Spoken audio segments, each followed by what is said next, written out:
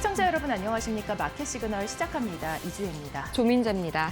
네, 잠시 후 6시에 엔비디아의 이 3분기 실적이 공개될 예정입니다. AI의 절대 강자인 엔비디아의 실적이 어떻게 발표가 되는지에 따라서 이 AI 버블론에 대한 이 이정표가 향방을 가로지를 수 있을 것으로 예상되고 있습니다. 여기에 지금 10월에 고용 보고서가 발표가 되지 않을 것으로 예상이 되면서 정확한 지표 없이 12월 FOMC 금리 인하 발표를 맞이하게 됐습니다. 10월 FOMC 의사록에서는 이 기존 위원들이 상당히 매파적인 의견에 동조한 것으로 나타났습니다. 이 때문에 금리 인하 기대감은 상당 부분 약화가 됐지만 그래도 엔비디아의 실적을 앞두고 다시 한번 기술주들 기대감에 움직이고 있습니다. 잠시 후에 자세하게 보도록 하겠고요. 오늘도 마켓 시그널 본격적으로 출발합니다.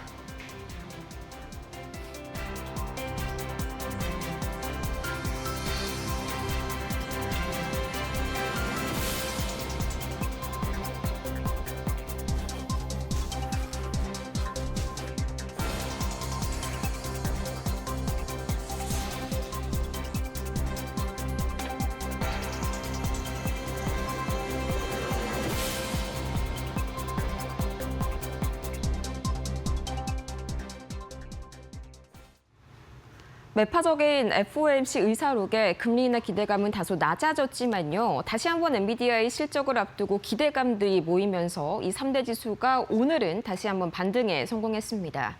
다우지수는 0.16% 계속해서 이 플러스와 마이너스권을 보합권에서 등락을 왔다 갔다 하는 모습 연출이 되고 있고요. 현재 나스닥 지수는 구글의 3%대 강세, 또 엔비디아도 오늘 모처럼 반등 보이고 있습니다. 그 힘의 덕택에 0.65% 오늘 가장 큰 상승폭 보여주고 있고요. S&P 500 역시 0.4% 강세로 오늘 전반적으로 좋은 흐름 이어가고 있는 가운데 현재 시장에서 자금 흐름은 어떻게 흘러가고 있을지 바로 보도록 하겠습니다. 오늘 이 초록불이 상승불이고요. 빨간불이 하락불이다라는 점을 고려를 한다면 상당 부분 이 기술주들 특히나 AI 반도체에 대한 기대감들이 다시 한번 모여지고 있다는 점이 확인이 됩니다. 대신에 이 그간의 AI 반도체가 의심을 받을 때마다 피난처의 역할을 해왔었던 이 헬스케어와 에너지 그리고 유틸리티 쪽은 오늘 전반적으로 자금이 빠져나가는 하락하는 움직임이 나타나고 있고요. 그나마 오늘 일라일릴리가 약 2%대 강세 보여주고 있는데 계속해서 이 트럼프 정부의 약가 인하 정책으로 인해서 비만 치료제 관련 정부 지원을 받을 수 있다라는 기대감이 계속해서 주가 끌어올리고 있습니다. 이 때문에 밤사이에 트로이스트는 일라일릴리의 목표가를 기존 1,038달러에서 1,182달러로 10% 가까이 크게 상향 조정을 했는데요. 그럼 과연 오늘 이렇게 이 분위기를 반전시켰던 세 가지 이슈들 어떤 게 있을지 바로 보도록 하겠습니다. 오늘 우선은 이 장 중반까지만 하더라도요, 상당히 다우지수가 하락하는 움직임을 보였습니다. 이 현재 12월 금리 인하에 대한 기대감은 좀 크게 꺾였다라고 볼 수가 있겠는데 첫 번째 이유로는 10월 이 고용 보고서를 발표하지 않겠다라는 미국 노동부의 발표가 있었습니다. 또 이 11월 고용보고서의 경우에는 연기해서 늦게 발표를 하겠다라고 이야기를 했는데 원래는 12월 5일 발표 예정이었지만 이게 12월 16일 그러니까 FOMC 이후로 연기가 된 겁니다. 이 때문에 FOMC 금리 결정에 있어서 상당 부분 불확실성이 더해졌고요. 또 참고로 우리 시각으로 오늘 밤 10시 반에는 이 9월 고용보고서가 발표가 될 예정입니다. 원래라면은 10월 3일 그러니까 한 달도 훨씬 전에 발표가 됐었어야 했는데 이게 사실상은 미 노동통계국이 12월 FOMC 금리 결정 전에 마지막으로 발표하는 이 공식적인 고용 데이터라는 점에서 상당 부분 오늘 밤을 기점으로 이 금리 인하에 대한 어떤 흐름들이 뚜렷해질 전망이고요. 이 밤사이에는 10월 FOMC에서 위원들이 어떤 이야기를 나누었는지를 보여주는 이 의사록이 발표가 됐습니다. 이 비둘기파적인 내용이 많았다면 좋았겠지만 이런 기대감을 깨고 상당히 다수 위원들이 금리 동결이 적절하다, 매파적인 입장을 밝힌 것으로 나타났습니다. 이 거의 또 모든 위원들이 12월 1일부로 이 양적 긴축을 중단하는 데는 동의를 했는데요. 이 소식이 발표가 되자마자 이 금리 동결에 대한 가능성이 이 전날 50%에 불과했었다면은 현재로서는 68.4%로 거의 우세하게 넘어갔습니다. 반면에 지금 시각 기준으로 12월 25bp, 그러니까 금리 인하를 단행할 확률은 31.6%까지 큰 폭으로 낮아졌습니다. 그럼에도 불구하고 현재 AI 반도체에 대한 기대감이 시장 전반을 끌어올리고 있는데요. 오늘 이 엔비디아의 실적 발표가 우리 시각으로 6시 20분 예정이 된 가운데 거기에 대한 분위기를 고조시킬 만한 뉴스들이 바로 이 미국과 사우디 빈살만 왕세자 간의 미팅에서 나타났습니다. 두 양국이 AI 파트너십을 공식적으로 체결을 하면서 엔비디아에 관련해서도 트럼프 대통령이 긍정적인 이야기를 나눴었고요. 또 이 일론 머스크 CEO에 대해서도 다시 한번 화해하는 움직임이 나타났는데 과연 어떤 이야기들이 오갔을지 잠시 후에 추가적으로 이어서 보도록 하겠습니다. 그러면 오늘 M7 이 주가 흐름 바로 체크해 보도록 하겠습니다. 가장 첫 번째로 오늘 굉장한 강세 보였었던 구글입니다. 이 제미나이 3 어제 본격적으로 출시가 됐었다라고 말씀을 드렸는데 굉장히 극찬 세레모니들이 이어지고 있습니다. 이 전 세계적으로 최고 수준의 추론력을 갖추었다라는 보고서들이 밤사이에 많이 나왔었는데 이 때문에 구글의 주가가 거의 $300를 큰 폭으로 돌파하면서 밤사이에 신고가를 기록했고요. 또 테슬라도 분위기가 상당히 좋았습니다. 이 머스크 CEO가 밤사이에 이 빈살만 왕세자를 환영하는 백악관 갈라 만찬에 참석을 했는데 여기에 대해서 이 연초에 트럼프 대통령과의 갈등이 상당 부분 봉합이 됐고 드디어 이 공화당이 다시 한번 머스크에게 손을 내미는 상징적인 사례다라는 언론들의 해석이 이어졌고요. 또 트럼프 대통령도 상당히 러브콜을 테슬라 쪽에 보냈습니다. 내가 이래서 머스크를 사랑한다. 굉장히 다시 한번 브로맨스를 연상케 하는 발언이 이어졌고요. 메타는 반면에 오늘 하락세를 보였습니다. 이 스페인 당국이 사용자의 개인정보 보호를 위반했다는 혐의로 이 메타에 대한 조사에 착수하겠다라는 소식을 밝혔는데요. 계속해서 반독점 관련해서 이 메타의 지위가 흔들리고 있는 그런 모습들이 연출되고 있습니다. 추가적으로 오늘 갑작스럽게 제가 화면 구성을 한번 바꿔봤습니다. 이 AI 반도체들 장 후반으로 갈수록 이 빅3가 굉장히 극심한 이 주가 변동폭을 보이고 있는데 바로 엔비디아부터 만나보도록 하겠습니다. 오늘 실적 발표를 앞두고 있는 엔비디아입니다. 오늘 큰 폭으로 올라주고 있는데요. 이 실적 발표 D-Day입니다. 주가 변동폭이 최대 7%가 될 것이라는 이 언론 보도들이 이어지고 있는데 우리 돈으로 따지자면 거의 460조 원의 이상이 출렁이게 되는 겁니다. 하지만 거기에 대해서 시장이 어제까지는 우려감이 좀 상당 부분 컸는데 오늘은 이게 기대감으로 바뀌었습니다. 바로 트럼프 대통령의 말 한마디 때문이었죠. 밤사이에 이 트럼프 대통령이 이 종전에 있었던 빈살만 왕세자와의 만남에서 대대적인 엔비디아 홍보성 발언을 했는데요. 엔비디아가 이틀간 좋은 성과를 거뒀다면서 이 젠슨 황을 연신 칭찬하는 발언을 이어나갔습니다.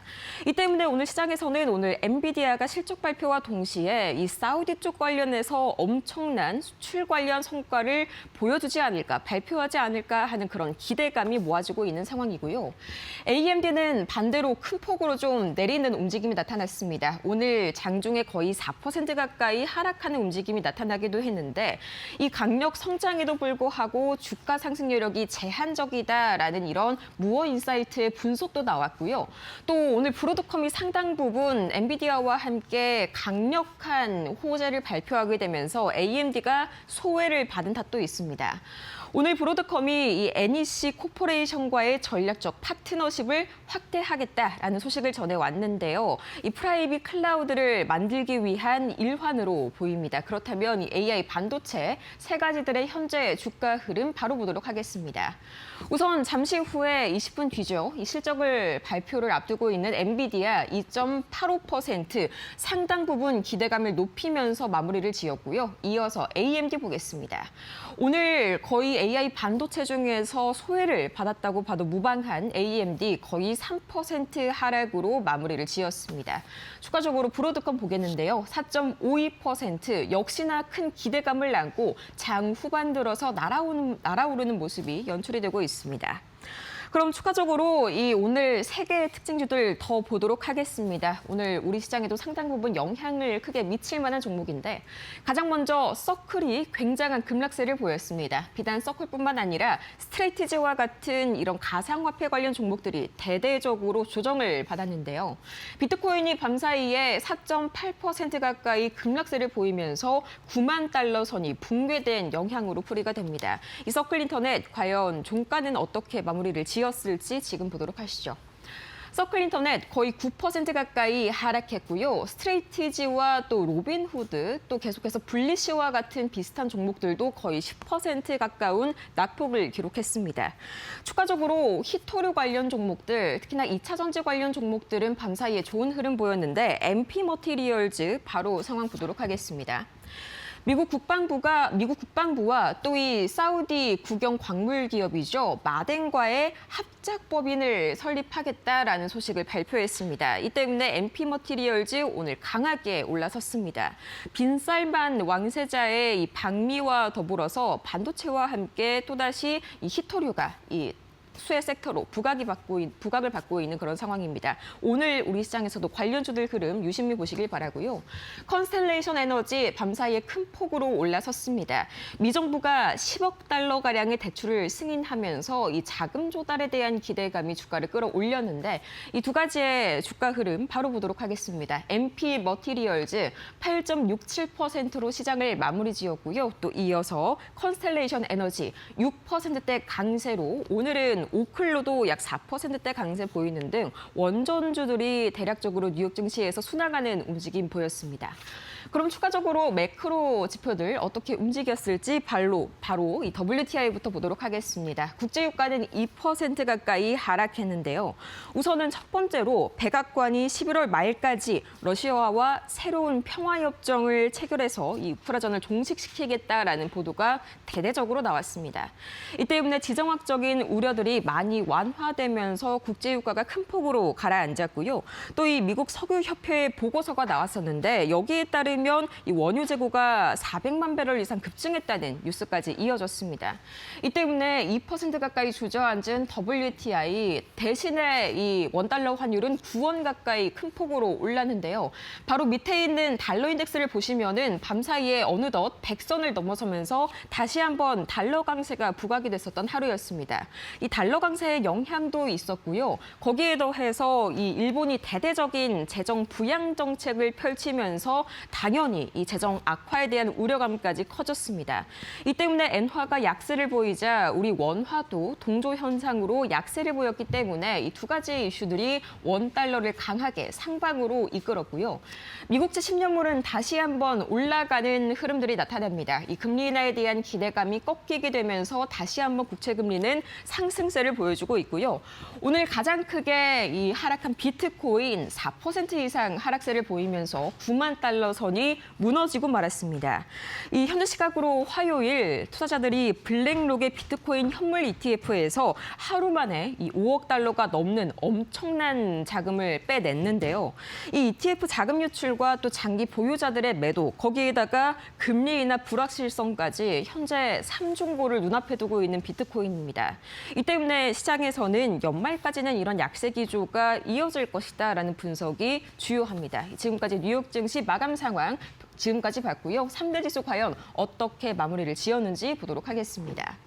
우선은 다우지수 0.1% 장중 등락을 거듭했지만 막판에 엔비디아와 브로드컴을 중심으로 기대감 유입되면서 반등하는 움직임이 나타났고요. 이어서 S&P 500도 닷새 만에 다시 한번 상승 흐름 보였습니다. 나스닥은 0.59% 상승으로 오늘은 기분 좋게 마무리를 한 그런 뉴욕 증시입니다. 지금까지 3대 지수 종가 상황까지 봤습니다.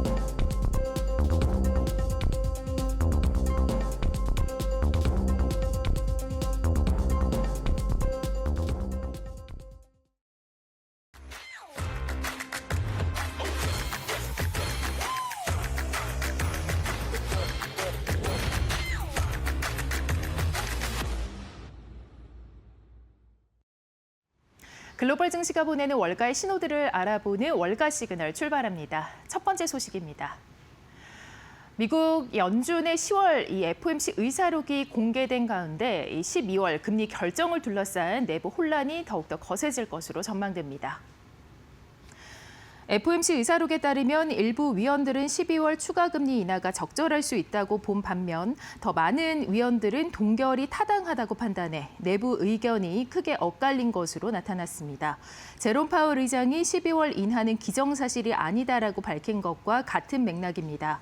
실제로 시장에서도 금리 인하 전망은 최근 몇 주 사이 빠르게 후퇴하며 현재 30%대 수준으로 내려앉았습니다.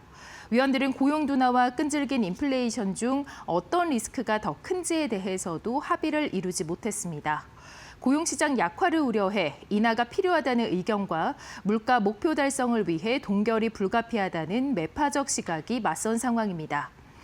여기에 44일간 이어진 연방정부 셧다운 여파로 고용 물가 지표가 지연되면서 정책 판단이 더욱더 어려워졌습니다. 결국 10월 회의에서는 소폭 인하가 이뤄졌지만 12월 금리 결정은 여전히 안개 속에 머물러 있습니다. 여기에 더해 BLS는 10월 고용 보고서를 완전히 취소했고 11월 보고서도 FOMC 이후 발표되면서 연준은 핵심 노동 데이터를 확보하지 못한 채 12월 회의에 들어가게 됐습니다. 사우디아라비아의 무함마드 빈 살만 왕세자가 방미 중인 가운데 일론 머스크의 xAI와 엔비디아가 사우디아라비아에 대규모 투자 소식을 전했습니다. 테슬라 일론 머스크 CEO와 엔비디아 젠슨왕 CEO가 현지 시간 19일 워싱턴 DC 케네디 센터에서 압둘라 알스와하 사우디 정보통신기술부 장관과 대담을 통해 사우디의 500메가와트 규모의 데이터 센터 프로젝트를 시작한다고 발표했습니다. 1단계는 50메가와트로 시작해서 단계적으로 확대할 예정입니다. 이 프로젝트는 사우디 국부펀드가 지원하는 AI 기업 휴메인과 공동으로 추진됩니다. 휴메인은 설립 직후 엔비디아 최신 GB300 칩 18,000개를 구매하며 초기부터 초대형 투자를 진행해왔습니다. 젠슨왕 CEO는 휴메인은 시작부터 상상을 초월한다며 500메가와트 규모가 갖는 의미를 강조했습니다. 한편 미국과 사우디는 AI 접근 확대를 위한 AI 양해각서를 체결했습니다. 엔비디아가 자사용 AI 서버에 스마트폰용 메모리를 채택하기로 결정을 했는데요. 이 부분이 2026년 말까지 서버용 메모리 가격을 2배까지 급등시킬 수 있다는 분석이 나오고 있습니다. 엔비디아가 AI 서버에 스마트폰용 저전력 메모리 칩 LPDDR을 적용할 경우 서버 메모리 가격이 2026년 말까지 현재의 2배로 오를 것이라는 전망이 나왔습니다. 로이터는 시장조사업체 카운터포인트 분석을 인용해 레거시 메모리 부족과 엔비디아의 LPDDR 전환이 겹치며 공급난이 심화될 것이라고 전했습니다. LPDDR은 스마트폰과 태블릿에 주요로 사용하는 메모리로 AI 서버 한 대에 필요한 메모리 칩은 핸드폰보다 훨씬 많아서 수요가 스마트폰 제조사급으로 급증할 가능성이 제기됐습니다. 최근 2달 동안 글로벌 전자공급망은 이미 레거시 디램 부족으로 압박을 받고 있으며 삼성전자, SK하이닉스, 마이크론 등 주요 업체들은 HBM 생산에 집중을 하면서 구형 메모리 생산은 더욱 줄어든 상태입니다. 카운터포인트는 제조사들이 LPDDR 생산을 확대할 경우 전체 메모리 시장의 공급 불균형이 더 커질 위험이 있다고 지적했습니다. 서버 메모리 가격 급등은 클라우드 업체와 AI 개발자의 비용 증가로 이어져 GPU, 전력 인프라 확충에 이어서 데이터 센터 예산 부담을 더욱더 키울 전망입니다. 테슬라가 미국 애리조나주에서 차량 호출 영업 서비스 허가를 받으면서 로보택시 확대를 위한 발판을 마련했습니다. 애리조나 교통국에 따르면 테슬라는 지난 13일 교통 네트워크 기업 허가를 신청했고 최근 승인 절차가 완료됐습니다. 다만 상업용 로보택시 운영을 위해서는 추가 허가가 더욱 필요합니다. 테슬라는 올해 피닉스에서 안전요원이 탑승한 상태로 시험 주행을 신청했으며 오스틴에서도 파일럿 프로그램을 진행 중입니다. 샌프란시스코 베이 지역에서는 기존 차량 호출 서비스도 운영하고 있습니다. 테슬라는 연말까지 오스틴에서 완전 무인 로보택시를 선보이고 2026년까지 주요 도시로 사업을 확대할 계획입니다. 머스크 CEO는 자율주행의 핵심은 운전 중 문자나 수면이 가능해지는 것이라며 안전을 확보한 뒤 상용화할 것이라고 강조했습니다. 하지만 미국 고속도로 교통안전국은 텍사스 파일럿 이후 테슬라 자율주행차가 7건의 사고에 연루됐다고 밝혔습니다. 한편 경쟁사 웨이모는 피닉스 지역에 400대 이상을 운영하며 무인 차량 1,000만 건 운행을 돌파했습니다. 중국 바이두도 최근 310만 건의 무인 운행을 기록했습니다. 글로벌 증시가 전해주는 신호들 알아봤습니다. 지금부터 신일섭 위원과 함께 자세하게 분석 들여다보도록 하겠습니다.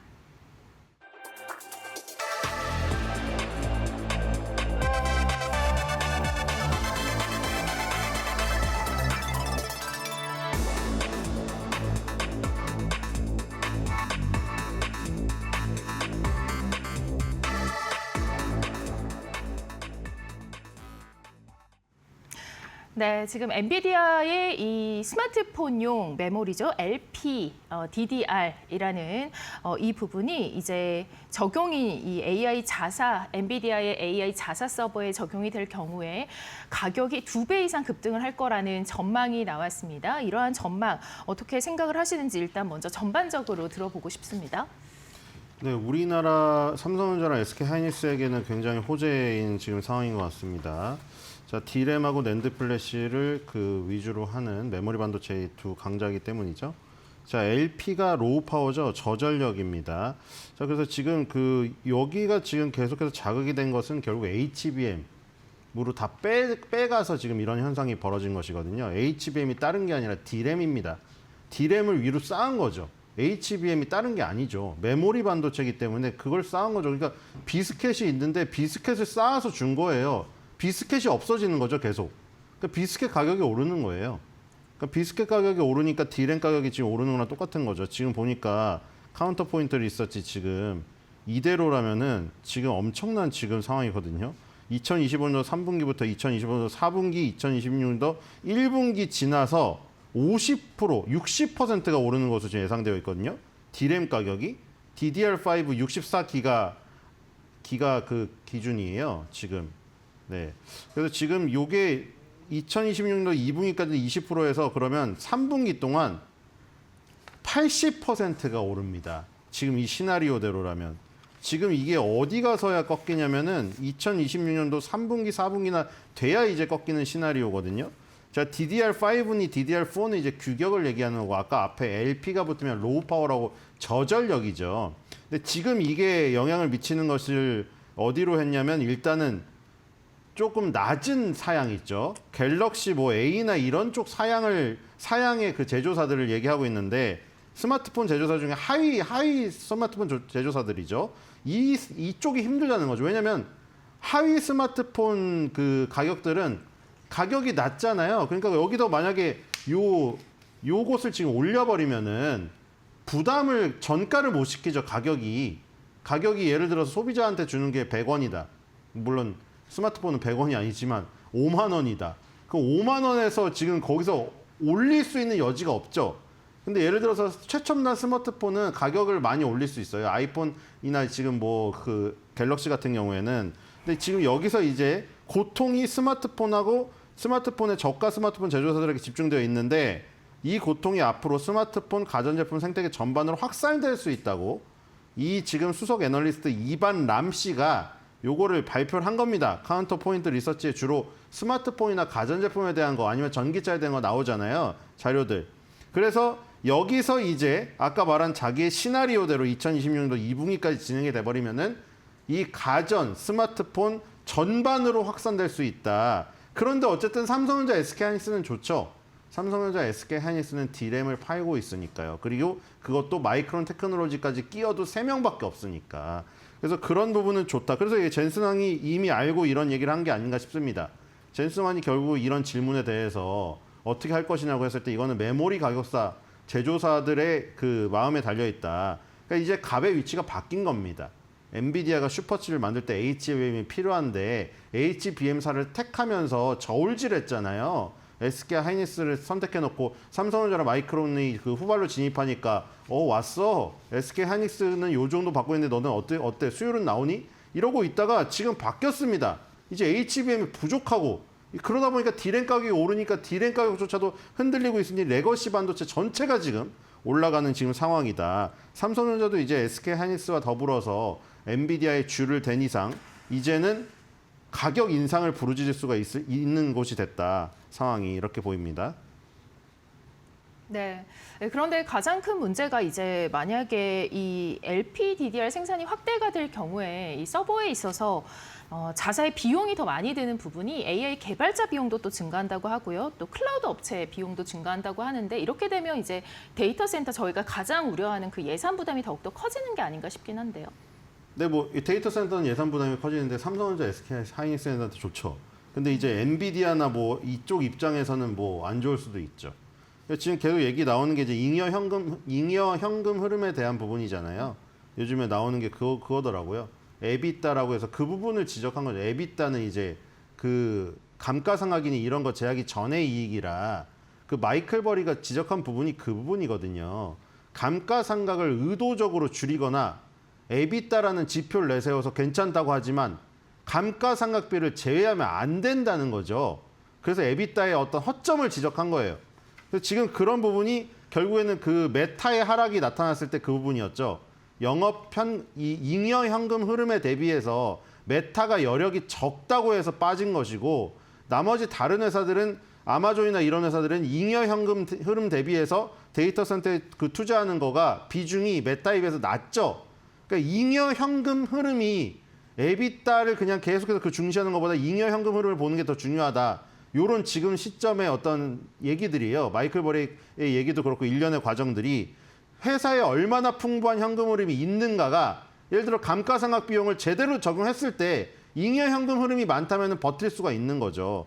그러니까 이런 지금 상황도 마찬가지죠. 예를 들어 이제 개발자 비용이 상승된다. 개발자 비용이 상승되거나 아까 감가상각 비용이 늘거나 이랬을 때 이런 비용까지 부담해서 지금 막대한 투자를 이 여력을 저기 할 수 있느냐. 그런 문제가 이제 잉여 현금 흐름이 얼마나 많으냐겠죠. 아마 그 구글에 투자한 것도 워렌 버핏이 잉여 현금 흐름이 어마어마하게 풍부하기 때문에 그 선택을 한 게 아닌가 이런 생각이 듭니다. 네. 이 부분이 이제 국내 시장에는 좀 호재로 작용할 것 같은데요. 네, 삼성전자, SK하이닉스는 이제 갑이 네. 되었죠. 왜냐하면 지금 그 반도체를 파는 입장에서 이 가격이 이렇게 오르다 보니까 이러면 이제 그 최종적으로 전자제품을 만드는 업체들은 안 좋겠지만 지금 삼성전자, SK하이닉스는 이제 저기 올려놓고 기다리는 거죠. 이미 이제 삼성전자는 지금 올렸다고 지금 얘기가 나오고 있는데 삼성전자, SK하이닉스가 이제 파는 그 원래 지금 가격이 오르고 있습니다. 그래서 아주 긍정적이죠. 그동안 삼성전자가 고생을 하지 않았습니까?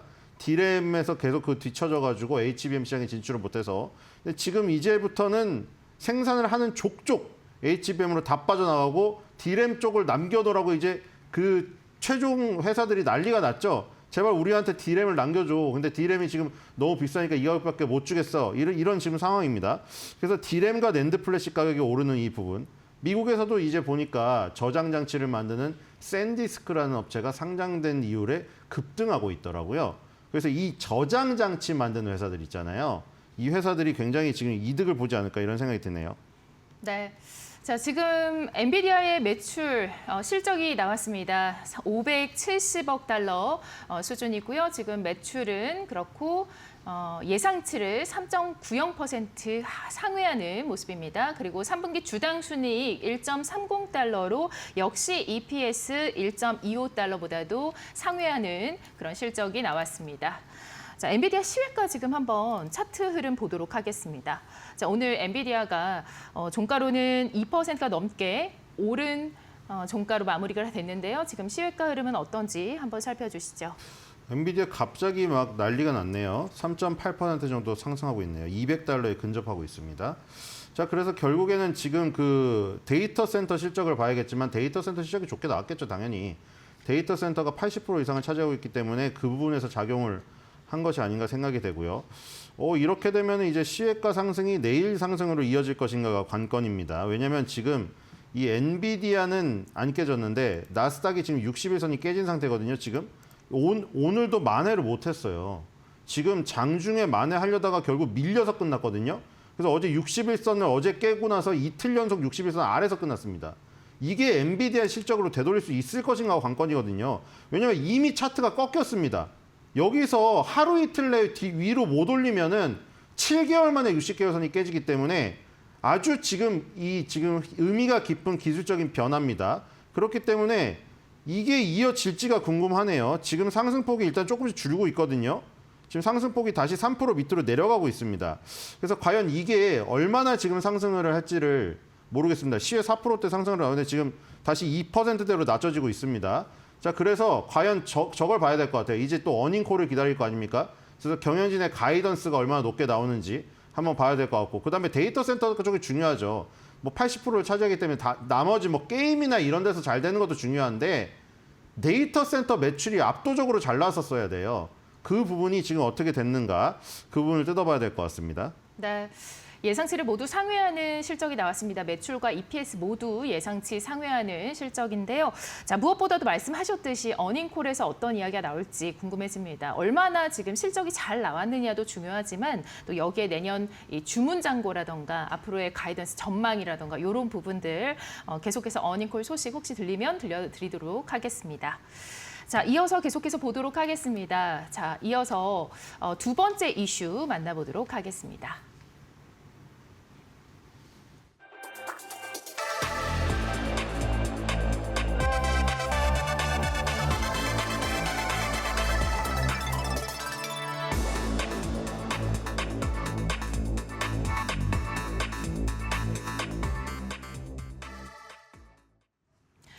네, 두 번째 이슈는 바로 테슬라의 로보택시와 관련된 이야기인데요. 로보택시 확대를 위해서는 일단 첫 번째 관문이라고 할 수 있겠죠. 초기 관문으로 알려진 이 차량 호출 서비스 허가 부분이 있는데 이번에는 이제 미국 애리조나 주에서 차량 호출 서비스 허가가 나왔습니다. 이제 구체적으로 점점 지역을 늘려가고 있는 모양새인데요. 애리조나 주의 이 호출 서비스가 이제 통과가 된 것, 이 부분이 앞으로 이 테슬라 실적에도 굉장히 영향이 있겠죠. 네. 다시 또 저기 친화적인 모습을 보이나요? 어떻게 네. 되나요? 뭐 사우디 거기도 초청 받았고 젠스랑이랑 그 지금 테슬라는 빨리 해야 돼요. 지금 구글 웨이모가 더 앞서 나가고 있거든요. 지금 구글 주가를 보세요. 지금 난리가 났죠? 구글 웨이모도 잘 되고 유튜브도 잘 되고 다 잘 되고 있어요. 지금 데이터 센터도 잘 되고. 그래서 지금 테슬라가 이제 애리조나주 교통부 성명에서 나왔는데 13일 날 제출을 했다고 하네요. 교통운수 네트워크 회사 허가 신청 최근 승인이 났다고 합니다. 이게 바로 우버와 같은 승차 호출 서비스 운영하기 위한 절차인데 이렇게 되면 이제 그 우버랑 그 구글 웨이모가 협력해서 많은 것들을 하고 있잖아요. 그래서 이제 테슬라가 수직 계열화를 한다고 했잖아요. 그래서 테슬라가 그냥 테슬라 자체 승차 호출 서비스로 우버와도 경쟁 관계에 들어서는. 그러니까 지금 웨이모랑 경쟁을 하고 있잖아요. 로보택시 쪽에서. 근데 그거를 서비스에 얻는 부분이 또 있잖아요. 이 우버라던가 이런 승차 호출 서비스 앱, 이거를 테슬라 자체적으로 지금 하려는 게 아니냐. 테슬라는 지금 보니까 다 자체적으로 하고 있어요. 그렇죠? 데이터 센터도 자체적으로 하려고 하고 있고 엔비디아 슈퍼칩의 의존도를 넓히고 칩도 자체적으로 만들려고 하고 있고 지금 이 승차 호출 서비스도 자체적으로 하고 있고 전기도 자체적으로 만들어서 전력을 팔고 있잖아요. 이런 것들이 그것뿐만 아니고 LLM도 그렇죠. 그록3도 자기네가 만들고 있죠. 자, 지금 다 자체 수직 계열화를 외치고 있다. 배터리도 그 얘기 했잖아요. 배터리도 이제 그냥 자기네가 만들겠다. 중국 거 못 쓰니까 LFP 배터리 이러고 있잖아요. 그 역량이 다 될진 모르겠는데 테슬라가 꿈꾸는 거는 모든 어떤 계열의 수직 계열한 것 같습니다. 어쨌든 간에 차량 호출 서비스를 승인하기 위해서 그리고 이 지역에서 로보택시를 확대하기 위한 초기 관문이라고 하니까 요게 통과가 돼야 지금 로보택시 쪽에서 막혀있는 혈이 뚫리지 않을까 이런 생각이 듭니다. 그래서 테슬라 주주분들은 제발 이 부분이 뚫렸으면 좋겠다는 생각이 들 겁니다. 테슬라 그때 그 평가 의견 보셨잖아요. 엔비디아는 거의 압도적으로 홀드 의견조차도 거의 없습니다. 근데 이 테슬라는 엄청 갈리고 있는 이유가 그렇죠? 매수, 홀드, 매도 의견이 거의 3분의 1씩 차지하고 있어요. 증권가 컨센서스에서. 이 이유가 두 개의 고점을 못 넘고 있기 때문에 그 자리가 정말로 깔딱고개거든요. 거길 넘어서야 댄 아이브스가 부르짖는 $600도 나올 것이고 일단 그 첫 관문이 $500를 넘어서야 되거든요. 근데 거기를 안 넘어서니까 지금 투자자들의 의견도 엇갈리고 있고 그런 부분들의 첫 관문이 옵티머스 로봇보다는 이 로보택시가 아닌가. 옵티머스 로봇은 로보택시보다는 조금 더 먼 미래인 것 같아요. 아무리 빠르게 한다고 하더라도 그 가정에 100만 대 이상이 그 보급이 되려면 제 생각에는 로보택시 승인 이런 것들이 더 빠르지 않을까 이런 생각이 듭니다. 자, 그래서 애리조나주의 차량 호출 서비스 영업 허가 이 부분이 제일 중요할 것 같다는 생각이 듭니다. 네, 계속해서 확대를 해 나가고 있는 상황인데 이 테슬라의 독립적인 흐름 외에도 또 중국의 또 바이두나 이 중국 쪽 전기차 업체들 이 로보택시와 관련해서도 계속해서 확대를 하고 있다고 하죠. 중국은 이기기가 힘들 것 같습니다. 젠스당 말대로 중국은 압도적으로 보조금으로 밀어주고 있잖아요. 그러니까 지금 이 캠브리콘이나 이런 반도체 뜨는 것도 똑같고 전기차도 똑같습니다. 얘네는 실수를 모두 다 용납해줘요. 이 지금 미국은 실수를 기업이 비용으로 감당해야 되잖아요. 중국은 그 실수, 그러니까 실수가 뭐냐면 예를 들어 생산을 했을 때 수율이 안 나와서 불량품이 발생됐을 때 그게 다 버려지는 비용인데 그걸 정부에서 전부 다 커버 쳐주는 겁니다. 너네 그냥 해. 거기서 만약 실패하고 불량률 나오면 우리가 메꿔줄게 이거예요. 그냥 마음대로 무한대로 찍어내 이겁니다. 물량공세 인해 전술이거든요. 이게. 그게 먹히는 시장이기 때문에 젠스당이 얘기를 했잖아요. 이제 다음 싸움은 전기 싸움인데 그쪽은 전력이 무제한이다. 근데 우리는 지금 보면은 메타니, 구글이니 계속 데이터 센터 확충을 발표하고 오픈 AI, 엔트로픽 뭐 죄다 나오는데 거기에 필요한 지금 전력은 어디 있느냐에 대한 지적을 계속 했거든요. 전기 어디서 날 거며 그 전기를 생산하는 비용은 어떻게 할 거냐. 계속 이 얘기를 하고 있거든요. 근데 이 중국은 무제한으로 전기를 공급받거나 굉장히 싸게 받을 수 있기 때문에 그 부분에서 굉장히 이점이 있는 것 같습니다. 자동차도 마찬가지죠. 바이둔이 이런 바이두가 아니고 바이둔은 이제 서비스하는 업체고 아까 샤오미나 뭐 이런 쪽 화웨이나 이런 쪽 있잖아요. 그런 쪽에서 자동차, 전기차 같은 경우도 보조금을 계속해서 지급을 하고 있으니까 늘어날 수밖에 없죠. 테슬라 같은 경우에는 이제 보조금이나 이런 데 부분에서 계속해서 악재가 지금 들이밀고 있잖아요. 어제 트럼프도 트루스 소셜에 올렸더라고요. 우리나라는 너무 인공지능 신에서 저기가 많다. 규제가 많다고 했습니다. 자동차도 마찬가지죠. 근데 자동차는 본인이 그렇게 했잖아요. 바이든이 다 전기차 세액공제 이런 거 해놓은 거 싫어가지고 다 폐지를 시키고 앨런 머스크랑 맞부딪히니까 앨런 머스크가 싫어서 그런지 모르겠지만 전기차에 대한 부분을 다 세액공제를 폐지하거나 세제 혜택을 없애버렸어요. 그렇기 때문에 굉장히 불리한 입장이다. 거기다가 전기차 캐즘이 지나가면서 캐즘 시기를 맞이하면서 지금 굉장히 신중한 사람들이 지금 다 들이밀고 있고 그 와중에 중국 전기차는 계속해서 성장을 하고 있습니다. 거기다가 고차후 교육을 엄청나게 시킨다고 하죠. 현대차, 기아차, 테슬라 이런 거 말고 우리나라 차 타 하면서 중국 아이들을 엄청나게 교육시키고 있다고 합니다. 그러니까 샤오미 화웨이를 안 쓸 수가 없죠. 지금 휴대폰에서도 그런 부분이 나타나고 있잖아요. 애플이 중국에서 고전하고 있는 부분. 이것도 샤오미 화웨이가 계속해서 등장을 하면서 올라오고 있기 때문입니다. 오포, 비포 이렇게 4대 업체들 있죠. 그래서 애플의 점유율이 깎이고 있는 것도 같은 맥락이라고 볼 수가 있겠습니다. 네, 머스크 지금 XAI와 관련해서도 사우디아라비아나 이런 어떤 투자 소식 그리고 여기에 지금 22조 원 투자 유치 임박 이러한 소식도 있다라는 점. 그래서 앞으로의 기업 가치가 2배 정도 더 상승할 전망이 나온다는 점도 말씀을 드리고요. 자, 엔비디아 지금 매출 가이던스가 나왔는데요. 4분기 전망 637억에서 663억 달러 수준이고요. 예상치를 역시나 가이던스 또한 상회하는 실적이 지금 나왔습니다. 어닝콜은 7시부터 진행이 된다는 점 말씀을 드리고요. 자, 지금 테슬라가 보시면은 머스크가 지금 전기차 판매량이 워낙에 유럽과 또 중국 등지에서 저조하기 때문에 계속해서 다른 쪽, 그러니까 로보택시나 XAI 쪽 이런 쪽으로 좀 더 이렇게 뭔가 박차를 가하는 움직임이 전해지고 있습니다. 지금 XAI 앞서 말씀드린 대로 150억 달러, 약 22조 원 규모 신규 지분 투자 유치를 위해서 막바지 협상을 현재 진행 중이라는 얘기가 나왔는데 이게 지금 가치가 어마어마합니다. 뭐 지금보다도 2배 정도 더 상승할 전망이라고 하는데요. 근데 왜 얘는 LLM이 이렇게 안 먹힐까요, 테슬라는? 자, 지금 구글은 제미나이 3 나와서 난리 났거든요, 지금. 지금 그러니까 이게 구글이 왜 또 좋은 소식으로 바뀌었나요, 갑자기? 제가 얘기 드렸잖아요. 구글이 신고가를 가지 않았습니까, 지금? 역사적 신고가를 가니까 워렌 버핏에서 버크셔 해서웨이가 투자했다고 했을 때 그 전날에 밋밋했거든요. 그러다가 제미나이 3 나오고 나서 가치 투자자면 TSMC 제외하고 TSMC는 그때 자신의 판단이 잘못됐다고 옮겼어요. 일본의 종합 5대 상사로. 근데 지금 구글 같은 경우에는 지정학적 리스크가 없잖아요. 대만 업체가 아닙니다, 구글은. 그렇기 때문에 그런 지정학적 리스크로 바로 발뺄 이유가 없기 때문에 그러면은 워렌 버핏에서 버크셔 해서가 무슨 단기적으로 투자할 리가 없는데 인공지능 신의 버블이 불러오는 이때 구글에 지금 투자를 했다? 지금도 늦지 않았다는 거네. 아니면은 애플처럼 필수 소비적인 성격을 봤나 보다. 이러면서 굉장히 긍정적으로 지금 작용을 해버린 거죠. 그리고 지금 제미나이 3에 대한 얘기가 굉장히 많거든요. 왜냐면 구글의 위기가 처음에 나왔을 때 잘 기억해 보시면 오픈 AI의 챗 GPT가 나와서 이제 구글의 검색 시대는 끝났다고 이렇게 과격하게 얘기하는 사람도 있었습니다. 물론 반대로 빌 에크먼은 그때 투자를 했죠.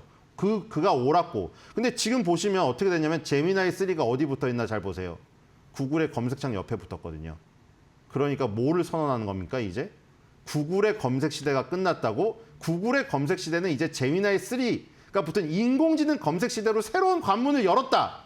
이거를 지금 선언을 한 겁니다. 구글의 검색이 이제는 인공지능 검색이 됐어요. 완전 진화된 검색이죠. 이렇게 되면 구글의 검색 시대가 끝났다? 우리가 왜 끝났다고 그걸 얘기했죠?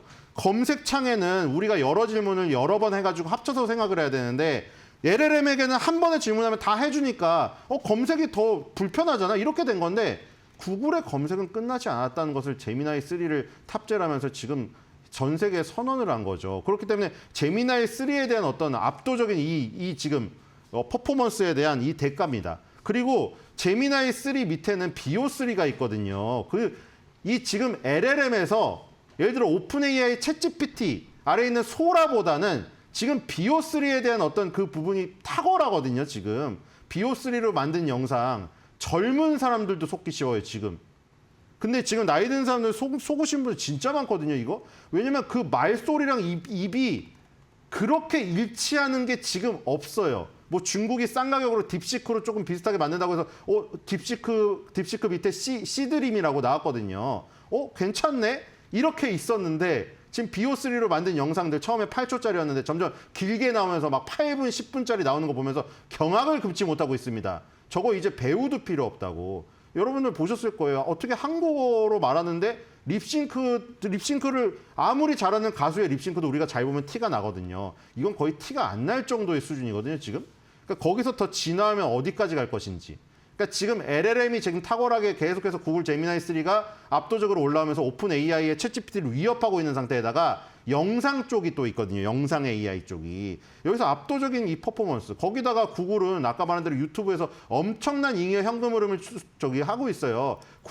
여러분들 유튜브 프리미엄 그 구독하시는 분들 전 세계에서 매달 구독으로 꽂히죠. 그래서 제미나이 3 구독하시면 구독으로 계속 꽂히죠. 그 현금 흐름들이 어마어마하기 때문에 메타에 비해서 훨씬 더 잉여 현금 흐름에서 압도적인 능력을 갖고 있단 말이에요. 그러니까 여기서 투자를 계속 발표를 해도 데이터 센터 투자를 발표한다던가 아니면 엔비디아 슈퍼칩에서 벗어나려고 구글이 자체 칩 쓰지 않습니까? 텐서 칩을. 거기에 투자하는 비용, 향후에 뭐 슈퍼컴퓨터, 양자 컴퓨터 비용까지 여기에서 굉장히 압도적으로 잉여 현금 흐름에서 굉장히 그 강점이 있다는 거죠. 그래서 우리가 뭐 굳이 구글은 막 에비타를 내세워서 삼각전 이익을 내서 그게 삼각전 이익이라고 했잖아요. 세금 삼각전 이익이에요. 그걸 다 빼고 에비타가 좋다고 내세우지 않아도 구글은 그냥 다 투명하게 해도 돈이 굉장히 많아요. 그렇기 때문에 구글에게는 굉장히 이 부분을 본 게 아닌가 저는 생각이 들어요. 애플도 잉여 현금이 상당히 많고요. 지금 구글도 잉여 현금이 상당히 많아요. 그리고 그때 제가 뇌피셜로 얘기 드렸지만 분명히 필수 소비재적인 성격을 보신 것 같아요. 워렌 버핏은. 애플이 계속해서 손녀가 이 모델마다 바꾸는 걸 보고 이건 필수 소비재라고 판단을 했다고 했잖아요. IT가 아니고. 이것도 마찬가지예요. 유튜브의 구독 서비스를 끊지 않고 계속하는 걸 보고 저거 필수 소비재적인 성격이네. 이걸 봤다는 게 아닌가 생각이 듭니다. 그래서 지금 투자를 했다는 거는 인공지능 신의 계약가 아직도 진행 중이다. 이렇게 본 게 아닌가 이런 생각이 듭니다. 네, 이 테슬라 xAI, 이 머스크가 뭐 주력하고 있는 인공지능 스타트업인데 이 부분이 더욱더 각광을 받는 이유가 바로 이제 다른 이 계열사들과의 협업을 할 수 있게 된다라는 점 때문입니다. 자, 지금까지 월가의 매크로부터 종목까지 전반적인 분석들 다양하게 들어봤습니다. 신일섭 위원과 함께했습니다. 고맙습니다.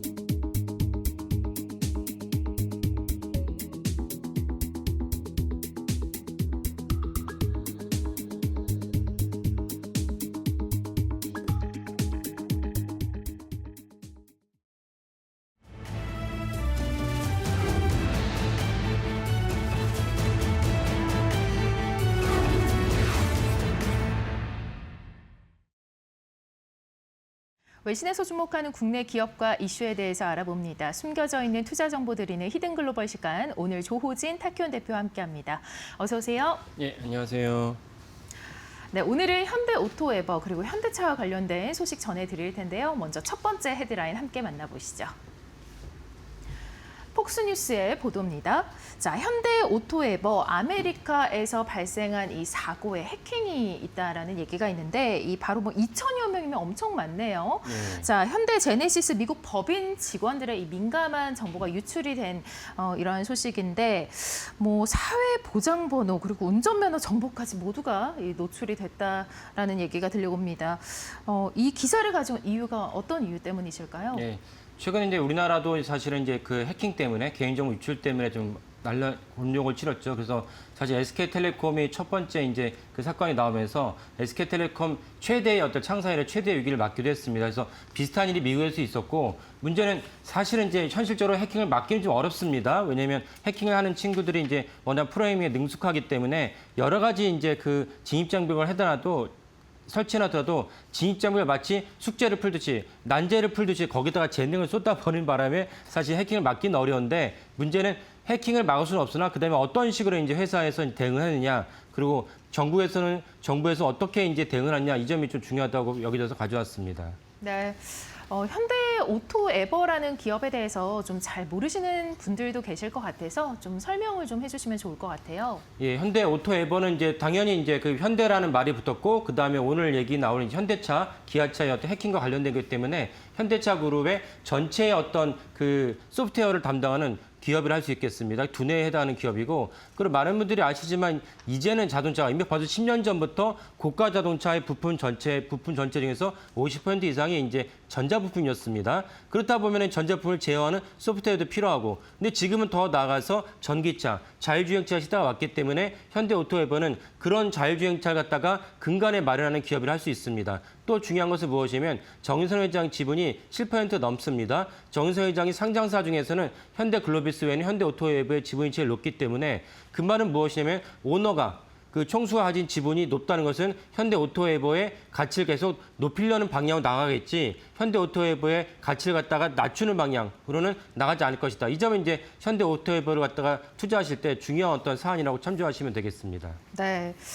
자, 어느 정도 해킹을 당했는지 그 범위가 좀 궁금해집니다. 앞서 예. 말씀드린 대로 좀 상당히 큰 것으로 예상이 되는데요. 예, 맞습니다. 일단은 이제 그 현대오토에버의 팍스뉴스의 보도에 따르면 이제 올해 2월부터 3월까지 이제 개인정보 유출 해킹 사고가 있었는데 전현직 임직원의 한 2,000명에 대한 개인정보 유출됐다. 근데 결국 이제 핵심 뭐냐면 고객 정보가 유출되지 않았다는 게 현대의 입장입니다. 그 현대의 입장이면 자세히 조사해봐야 알겠죠. 그 더 중요한 것은 무엇이냐면은 그 현대오토에버 같은 경우도 미국 같은 경우 이제 해킹이 됐다는 걸 인지하면 바로 이제 그 외부에 알려줘도 되는데 그 점을 갖다 지키지 않았다는 것이 문제가 됩니다. 그러니까 해킹을 당할 수 있는데 해킹을 당한 다음에 우리 해킹 당했으니까 관련되신 분들은 어떤 조치를 취하세요. 바로 얘기를 했어야 했는데 바로 즉각적으로 말하지 않았다. 이 점이 또 중요하다고 하겠습니다. 네, 유출된 정보에는 사회 보장 번호라는 것도 있는 것으로 전해지는데 이게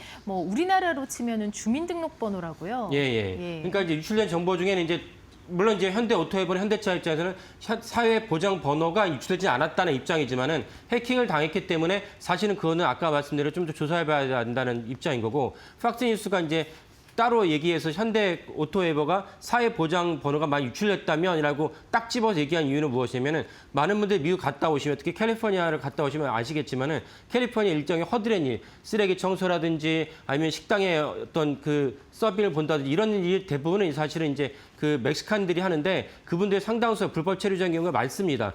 불법 체류자가 오래됐기 때문에 그거 갖다가 이제 너는 너네나 돌아가라 말하는 자체가 사실 현실 갖다가 잘 모르는 거다. 그러면 그분들이 미국에서 경제 활동하니까 경제 활동하면서 미국 국적자가 아니니까 대신 이제 부여받는 번호가 사회 보장 번호입니다. 그래서 이제 사회 보장 번호가 중요하다 이렇게 볼 수가 있겠습니다.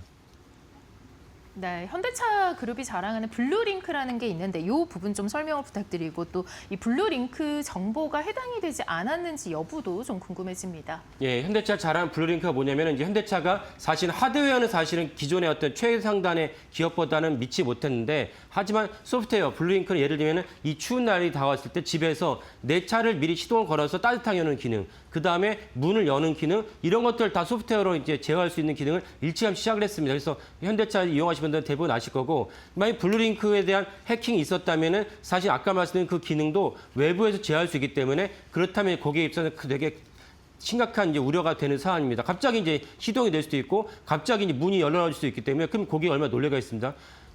그래서 사실은 이제 현대차가 블루링크 유출은 없었다라고 설명하고 있습니다. 네, 뭐 차량 시스템에는 영향을 주지는 않겠지만 워낙에 또 중요한 신원 정보 같은 경우는 유출이 되지 않도록 주의가 필요할 것 같습니다. 지금 현대 오토웨버 쪽에서는 외부 전문가와 함께 이 사고를 계속해서 조사하고 있다고 합니다.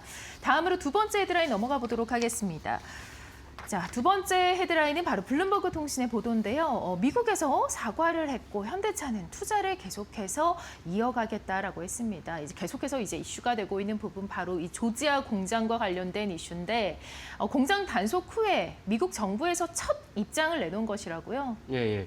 그러니까 제일 중요한 것은 무엇이 물론 첫 입장을 하기에는 좀 애매한 표현이 있습니다. 왜냐하면 트럼프 대통령이 이제 우리나라 오면서 에어포스 원에서 이 관련해서 비자 문제가 문제였다고 인정을 했고 그걸 조속하게 해결하겠다고 했으니까 사실 첫 입장은 아니지만 오늘 이제 관점의 중요한 것이 무엇이면 그 블룸버그 포럼에서 현대차 이제 그 CEO가 출연을 해서 미국 정부에서 우리한테 사과를 했다라고 이제 밝힌 점입니다. 이 점이 사실은 그 미국 정부가 이 구금 사태에 대해서 뭔가 좀 과잉 진압이고 여러 가지 문제가 있었다는 것을 미국 정부가 인정을 했다. 인정하고 사과했다는 것이 중요하다 하겠습니다. 네, 사과는 좋긴 합니다만 이 조지아 구금 사태 사실은 뭐 우리나라 국민들도 상당히 많은 충격을 받았고 한미 양국 간에 금이 가는 그런 이슈긴 하거든요. 네, 맞습니다. 네. 그래서 이제 미국은 아까 말씀드린 대로 이제 불법 체류자가 만연됐기 때문에 그 점을 갖다 단속하는 IC 이민 단속국이 별도로 있고 권한이 막강합니다. 그래서 단속을 할 수 있는데 문제는 뭐냐면 그분들이 사실은 미국의 경제 부흥을 위해서 도와주려고 갔는데 그분들 갖다가 너네 비자가 잘못됐으니까 내가 단속을 하겠다. 단속할 수 있어요. 근데 문제는 그분들의 처우가 변기 옆에서 밥을 먹게 하고 수갑을 채우고 이런 거는 테러리스트 수준으로 이제 처우했다는 자체가 문제가 심각했던 것입니다. 이 부분에 대해서 사실은 한미 양국 정부가 모두 다 책임이 있는데 이 부분을 갖다가 이제 미국 정부가 인정을 하면서 사실 현대차에다가 사과를 했다라고 이제 추정이 됩니다. 네, 이 미국 정부가 사과를 했다고 하는데 구체적으로 좀 어떤 내용들로 사과를 했는지 궁금합니다. 예, 저희가 예전에 저희 코너에서 말씀을 한번 드린 적이 있지만 ABC 뉴스에서 이 부분을 다 정확하게 짚었는데 그 단속을 받은 이제 300명이 넘은 우리나라 직원들이 다 서울에서 비자를 받아서 미국에 입국을 했다는 사실입니다. 그러면 서울에서 심사를 하면서 미국 대사관에 가서 심사를 받아보시면 다 아시겠지만 되게 까다롭게 굽니다. 까다롭게 굴어서 거기서 심사를 받고 갔으면 당사자들은 합법적으로 입국을 했는데 그래도 서류에 문제가 없는 거 아니겠습니까? 그런데도 불구하고 IC가 너무나 가혹하게 우리나라 근로자 직원들 갖다가 처우를 했다. 이 점에 대해서는 이제 문제가 됐다고 이제 ABC 뉴스가 보도를 했고 그 점을 사실은 미국 정부가 사과하지 않았나라고 추정을 합니다. 그러니까 합법적으로 입국을 했는데도 불구하고 IC가 이런 식으로 불법 체류자처럼 대단히 엄청난 이제 잘못 저지른 사람처럼 인식을 하고 처우를 했다는 것은 미국 정부의 잘못된 절차다라고 이제 판단할 수 있겠습니다. 네. 그러나 이제 공장은 계속해서 가동이 되어야 하는 상황이기 때문에 일부 직원들이 다시 미국으로 출국을 했다고요? 예, 맞습니다. 그러니까 사실 이제 당사자 입장에서는 1년도 안 됐고 6개월도 안 된 짧은 시간이지만 어쨌건 우리가 보통 얘기하는 PTSD가 있을 수 있는 사건인데도 불구하고 워낙 조지아주 공장의 매출이라든지 조지아주 전체 일자리라든지 이런 맥락에서 미국에서 지속적으로 이제 미국 조지아주 주지사는 현대차 이 공장을 재개했으면 좋겠다라는 요청이 있었고 당연히 이 공장의 그 부서 이제 현대차의 정세영 회장이나 실제로는 또 LG 에너지솔루션도 거기도 중요하거든요. 그래서 양사 모두는 그런 아마 직원들 설득을 해서 너네들 잘못한 것이 없는데 그 트럼프 정부가 너무 과잉 당선을 했다. 이런 식으로 이제 설득을 하면서 일부를 갖다가 이제 재입국시킨 것으로 여겨집니다. 그럼 재입국을 했는데 그러면 어떻게 됐냐? 갖고 있던 비자를 갖고 다시 재입국을 했어요. 그러니까 그 말은 뭐냐면 처음부터 사실 아까 말씀드린 이 IC의 단속이 과잉 단속이었던 것을 입증할 수 있는 또 다른 어떤 증거라 볼 수가 있고 그분들이 사실은 이제 트라우마를 딛고 굳이 이제 해당 공장에 해당 현장에 또 가서 이제 일을 한다는 것은 사실 그분들 입장에서는 대단한 용기가 필요했다라고 이제 여겨집니다. 네, 정말 온 국민이 격려를 해야 되는 그런 부분인 것 같습니다. 자, 이번 사태의 원인이라고 할 수 있는 저희 히든글로벌에서도 사실 한번 짚었던 부분인데 비자 문제 여전히 과제죠. 예, 그러니까 한미 FTA가 노무현 정부 시절에 체결된 데고 10년이 넘었는데도 불구하고 비자 문제가 해결이 안 됐다는 것은 한미 양국의 공무원들, 정치인들의 큰 문제를 할 수 있겠습니다. 그 문제를 갖다가 우리나라 근로자들이 피해를 입었다 이렇게 보시면 되겠습니다. 네, 문유스 CEO가 계속해서 이러한 논란이 있음에도 불구하고 투자는 계속될 것이다라고 얘기를 했습니다. 현장 혼란은 진정이 됐지만 앞으로 이 글로벌 기업을 둘러싼 규제 리스크에 대해서도 계속해서 주시를 해봐야 될 것 같습니다. 자, 지금까지 히든글로벌 조우진 타키온 대표와 함께했습니다. 고맙습니다. 네, 감사합니다.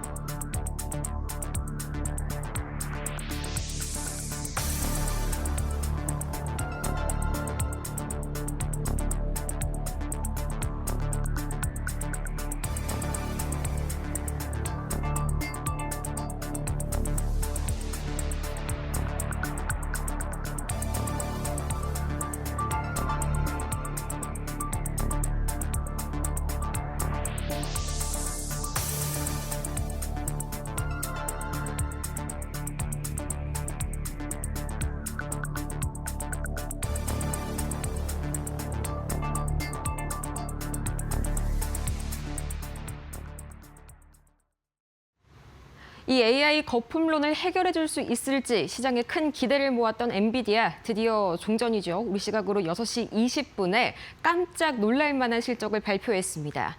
이 시장이 우려했던 부분들 바로 해소가 됐는데요. 보도록 하겠습니다. 표로 준비해봤습니다.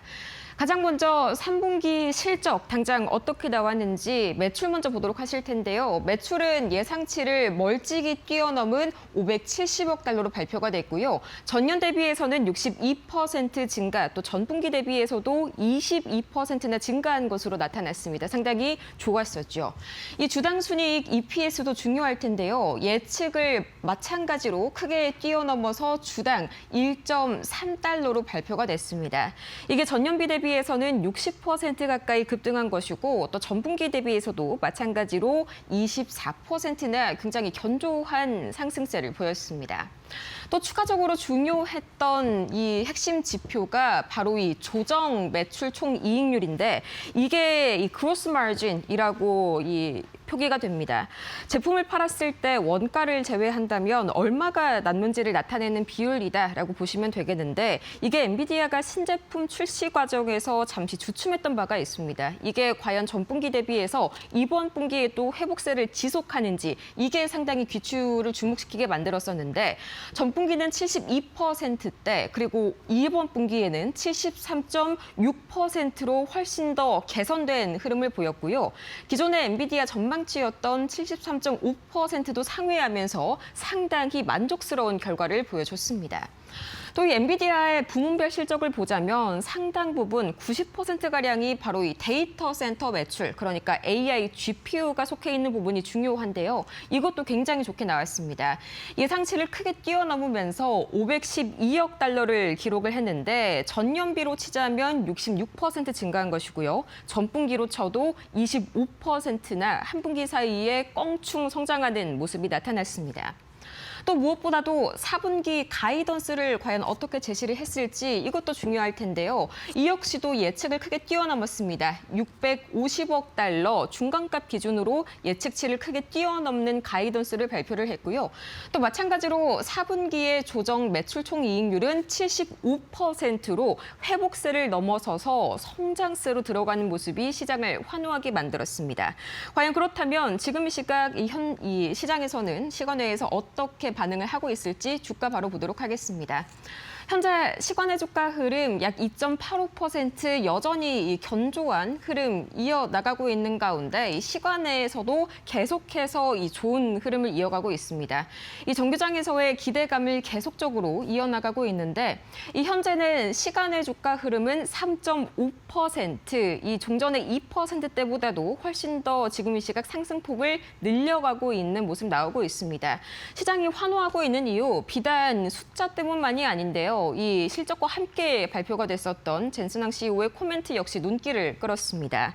가장 먼저 블랙엘에 대한 언급이 상당히 기대감을 키웠습니다. 이 블랙엘의 판매가 폭발적이었고 이 클라우드 GPU는 완판, 그러니까 매진된 상태라고 밝혔는데요.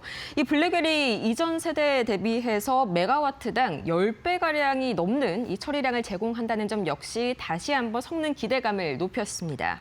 또 두 번째로 다음 분기에 최대 660억 달러의 이 수익을 예상한다고 밝히면서 시장이 그동안 이번 분기에 기대했었던 500억 달러 선을 훨씬 뛰어넘는 그런 매출을 올릴 것이다 라면서 자신감을 내비쳤고요.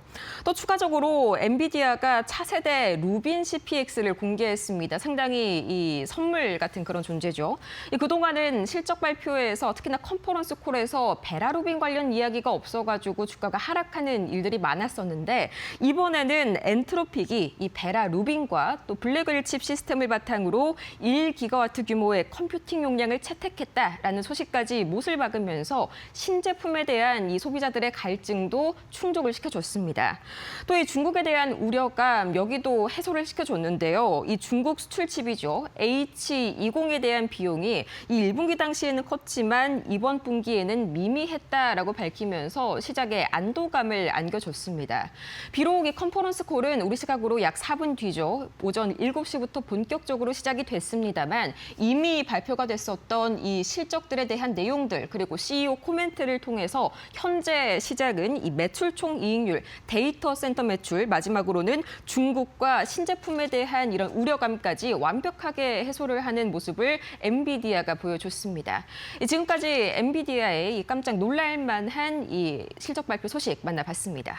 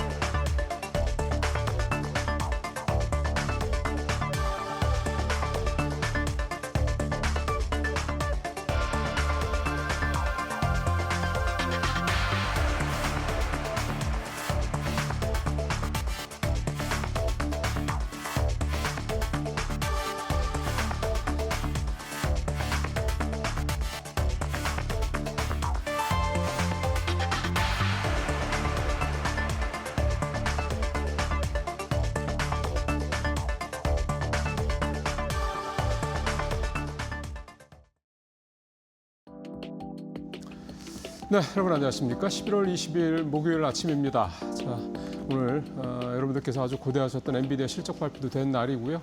여러 가지로 시장에 좀 안개가 좀 거칠 수 있을까요? 그런 기대감 가져보면서 오늘 이데일리 신문 뉴스 브리핑 시작을 해보겠습니다. 반도체 얘기 당연히 오늘 좀 먼저 좀 해야 될 것 같습니다. 앞서 조민재 앵커가 엔비디아 이번 3분기 실적에 낸 내용, 그다음에 4분기 가이던스까지 아주 자세히 잘 설명해 주셨기 때문에 그 내용을 담아내서 이제 오늘 이 내용으로 가보도록 하겠습니다. 지금 반도체는 뭐 죄다 쇼티지입니다. 뭐 HBM은 두말할 것도 없고 HBM은 뭐 내년 거 다 판매 완판됐다는 얘기 나오고 있는 상황이고요.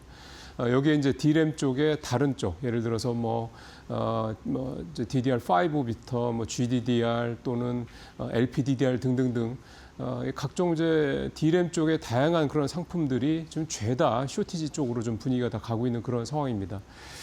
이렇게 반도체 공급 부족 사태 이게 좀 계속 심해지는 상황이다 보니까 삼성전자, SK하이닉스 두 종합 반도체사죠. IDC 두 회사의 대응이 지금 나오고 있는데 일단 한번 나온 거는 지난번 이제 대통령 그 주말 회동 때 나왔던 대규모 투자 얘기 일단 이게 시작이고요. 그리고 삼성전자 평택 P5 공장 재개하고 그동안 조금 이제 주춤하던 P4도 다시 이제 공사가 재개됐다는 얘기 좀 들리고 있고요.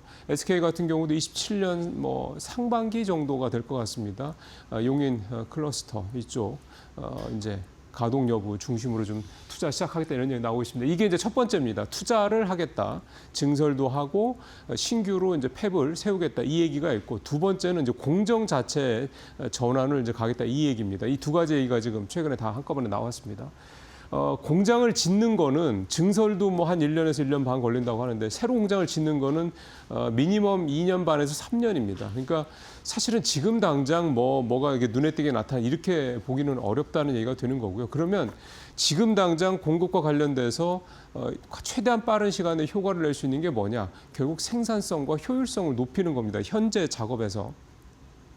그래서 사실 하이닉스나 이런 회사들 같은 경우 그동안에 테크 마이그레이션이라고 그래서 기존 장비를 가지고 그 안에서 효율성을 높이는 작업들을 지금 이미 해오고 있고요. 그래서 뭐 최근에 좀 계속 뭐 반도체 관련주들이 주춤하긴 했습니다만 한 2, 3주 전이요. 한 달 전 뭐 이 정도 전에 이 정도 때는 반도체 이 장비 중에서 이 테크 마이그레이션 하는 종목들 예를 들어 유진테크 같은 종목들이죠. 이런 종목들의 주가가 단기간에 급등하는 모습을 보이기도 했었습니다.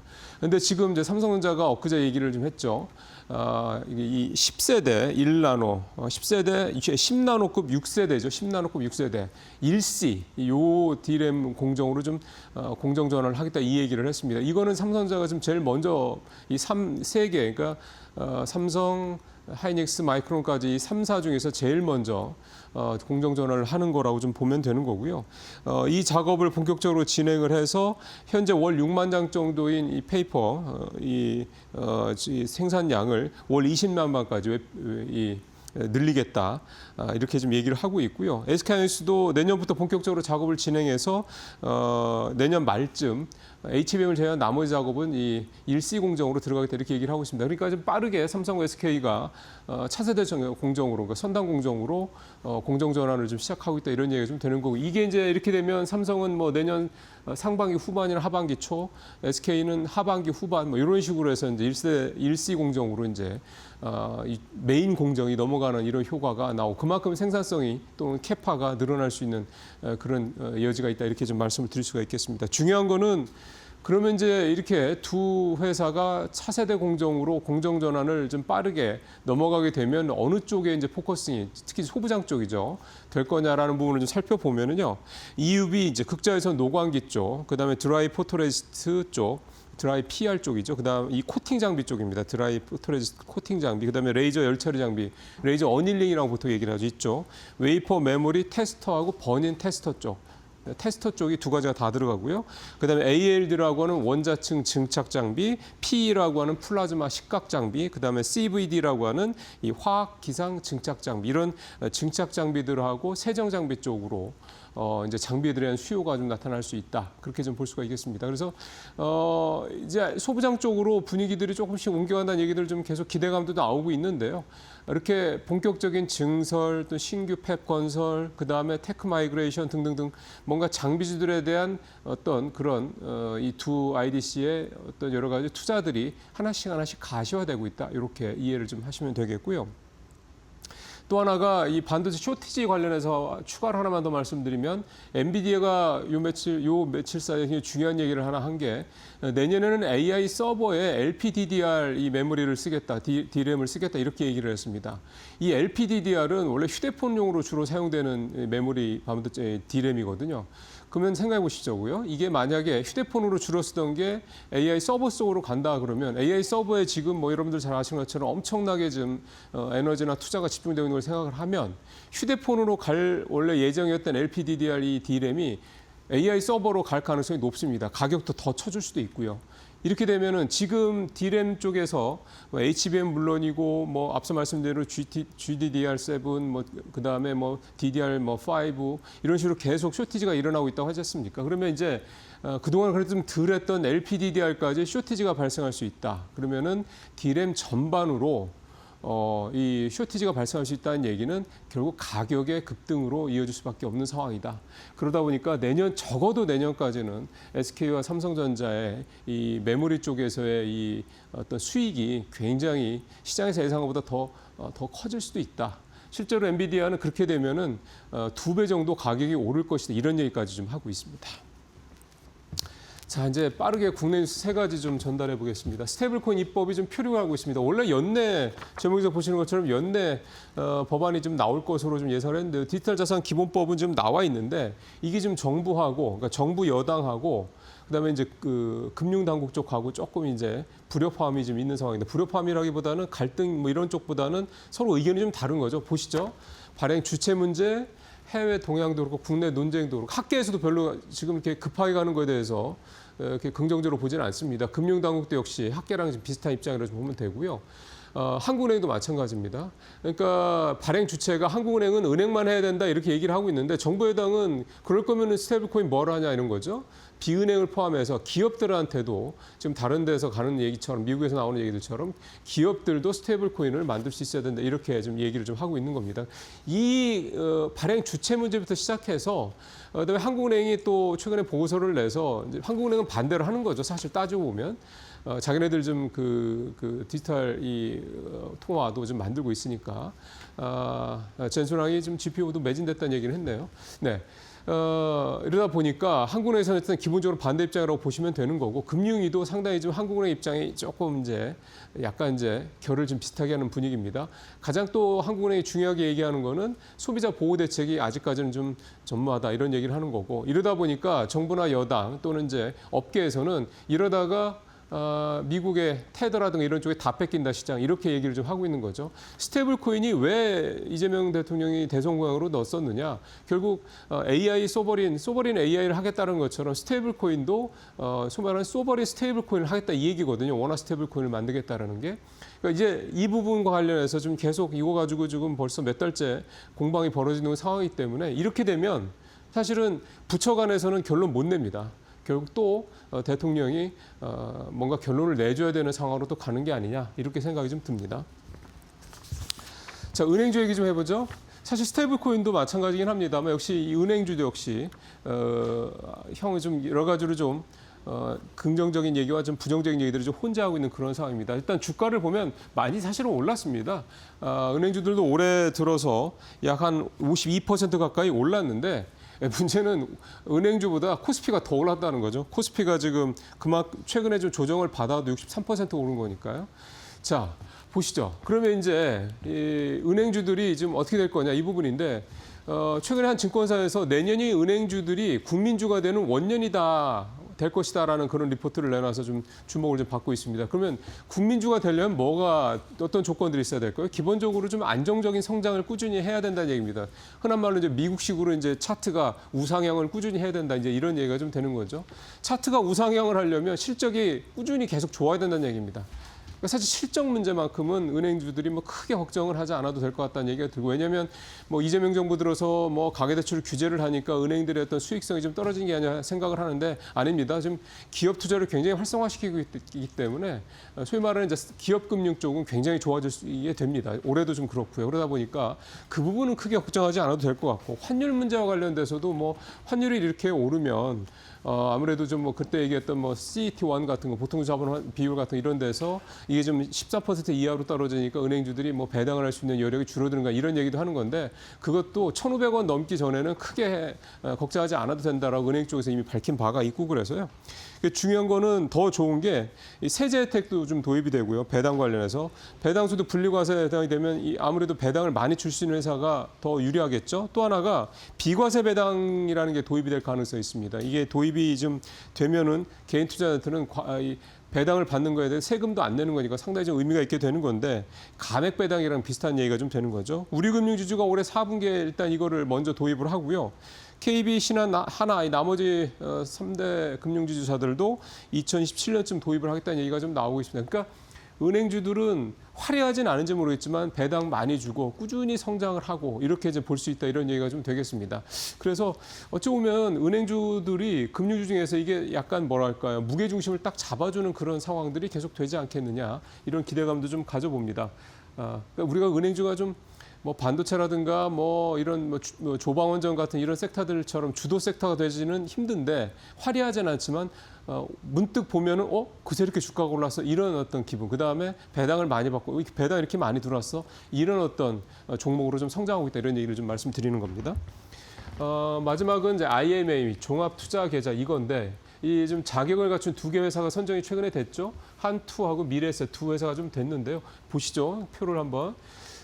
자세한 내용은 이제 표를 보시면서 좀 들으시면 되겠고요. 중요한 거는 이 한투나 미래가 이 IMA 자격을 확보를 해서 도대체 어떻게 할 거냐. 그래서 얘네 2 회사가 증권업계에서 단독, 그러니까 좀 주도적으로 아주 눈에 띄는 그런 성과를 낼 것이 이 기대감입니다. 왜냐하면 지금 이 IME 이거 허가를 내주면서 한국판 골드만삭스를 키우겠다 이런 얘기를 했단 말이에요. 골드만삭스는 여러분들 잘 아시는 것처럼 대표적인 IB, 즉 투자은행이죠.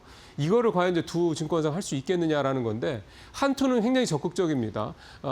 그래서 좀 뭔가 좀 여러 가지를 해보려고 노력을 하고 있고 미래에셋은 좀 신중하긴 한데 미래에셋도 뭐 기본적으로 다양한 어떤 투자를 통해서 수익을 끌어올리겠다는 얘기를 좀 하고 있는 거고요. 근데 중요한 거는 원금 보장 부담이 좀 있고요. 그 다음에 정부가 모험 자본에 의무적으로 자금을 투자를 해야 된다라는 좀 조건을 좀 내걸었습니다. 그다음에 부동산 투자도 제한을 했고요. 그러니까 좀 한국판 골드만삭스를 키우겠다고 하는데 규제가 좀 적지 않습니다. 그래서 이런 부분들을 이 두 증권사들이 어떻게 좀 잘 풀어나가면서 그야말로 한국판 골드만삭스가 될 수 있겠느냐. 이 두 회사가 이거를 잘 해야 좀 전에 뭐 키움증권도 좀 표에 나왔습니다만 쿠발 이 증권사들도 여기를 할 거냐 말 거냐에 대한 그러니까 그런 어떤 여러 가지 판단을 할 수 있을 것 같습니다. 오늘 여기서 마치도록 하겠습니다.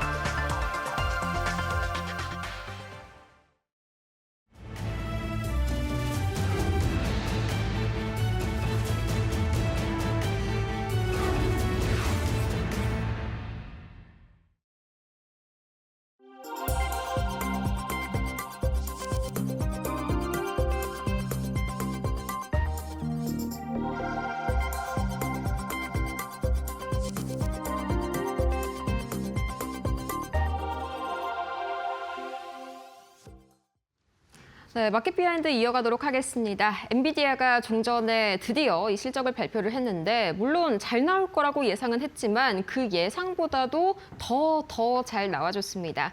과연 오늘 우리 시장 개장 전에 어떻게 대응을 해야 할지 이창환 IM증권 서울금융센터 이사 모시고 전략 세워보겠습니다. 어서 오세요. 네, 안녕하십니까? 네, 엔비디아 실적 제가 종전에 불과 10분 전에 이제 표를 만들어가지고 이제 브리핑을 했는데 깜짝 놀랐습니다. 보니까요 예상치는 당연히 넘을 거라고 생각은 했지만 이제 스트릿 컨센이랑 이제 뭐 위스퍼링 넘버 전부 다 상회를 했더라고요. 깜짝 놀랐네요. 네, 그 주당 순이익의 이제 그 컨센 상단이 그 1.28달러 정도였는데, 네.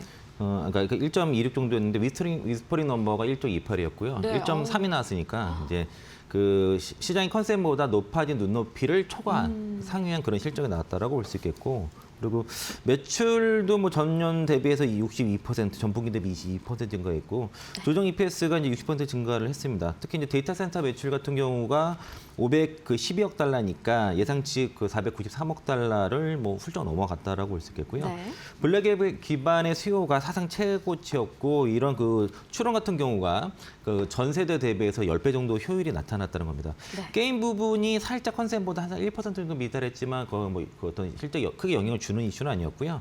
그 전문가 그래픽 부분과 그 오토모티브 자동차 부분까지도 전체적으로 성장이 잘 나타내서 네. 그 게이밍 부분 빼고선 전체가 다 성장이 가파르게 나타났고 그리고 4분기 가이던스 자체도 시장을 넘어가는 그런 가이던스를 좀 제시를 한 상태고요. 네. 그리고 이제 그 시장의 평가를 자체를 보면은 그러니까 블랙의 판매가 역대 최고 수준이라는 거죠. 그리고 그렇죠. 뭐 주요 클라우드의 그 GPU가 사실상 다 매진이다라는 거고 완판, 네. 그러니까 그 전에는 이제 그 GPU가 훈련에 집중이 됐었는데 네. 훈련에서 추론을 확대되면서 양쪽 모두 다 컴퓨팅 수요가 기하급수적으로 수요가 증가 중이다라는 그 경영진 코멘트가 있었고요. 네. 또 이제 AI 사이클이 가속화되면서 이런 강한 선순환 국면에 진입을 했다. 그러니까 이제 이번 엔비디아 실적 자체가 경영진의 말들 봐도 이보다 좋을 수 없다. 그렇죠. 네. 이보다 좋을 수 없죠. 완벽한 실적 발표라고 볼 수 있겠고요. 그리고 그러니까 이게 엔비디아 같은 경우가 이번에 특히 데이터 센터 중심으로 실적 모멘텀을 굉장히 압도적인 실적을 발표를 하면서 매출, 이익 모두 다 시장의 기대를 크게 상회하는 그런 실적을 발표를 했고 네. 그 블랙에어로 전환의 초기 국면에도 불구하고도 수요가 워낙 폭발적으로 증가하다 보니까 계속 마진 얘기가 계속 나오고 있습니다. 네.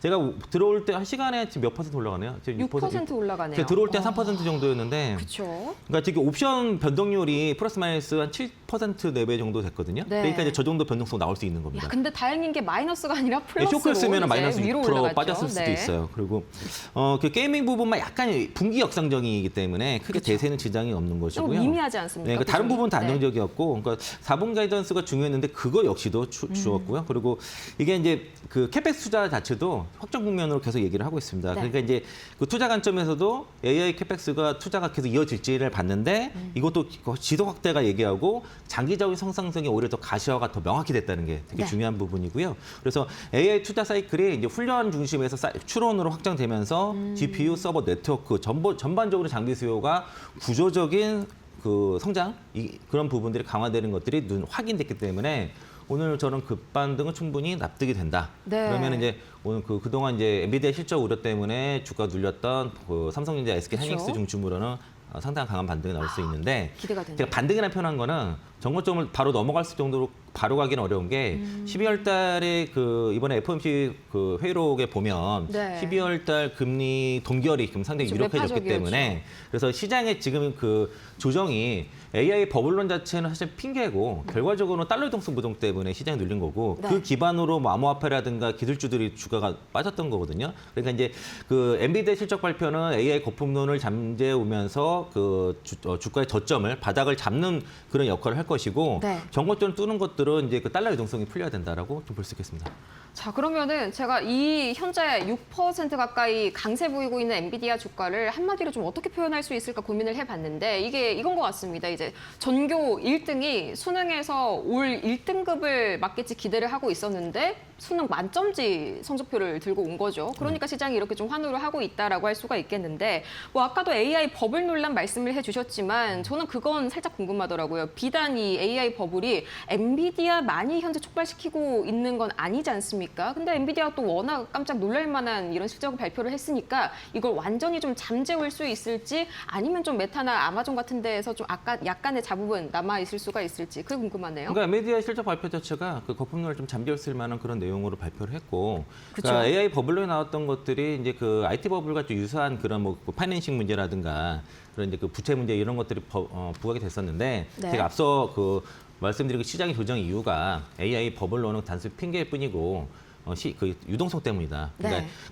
그 시장이 그 신고가 나오고 급등세가 나왔던 거는 결국 유동성이거든요. 유동성 장세거든요. 그렇죠. 그러니까 유동성이라는 거는 밸류에이션을 의미합니다. 그러니까 유동성이 증가한다는 거는 그 주식 시장의 밸류에이션이 올라가는 그런 이슈인데 유동성이 멈추거나 줄어들 때는 밸류에이션이 하향되는 거거든요. 그래서 금리 인상 시기에 주가가 급락을 하는 겁니다. 네. 그러니까 EPS는 올라가는데 실적은 올라가는데 왜 주가 빠져?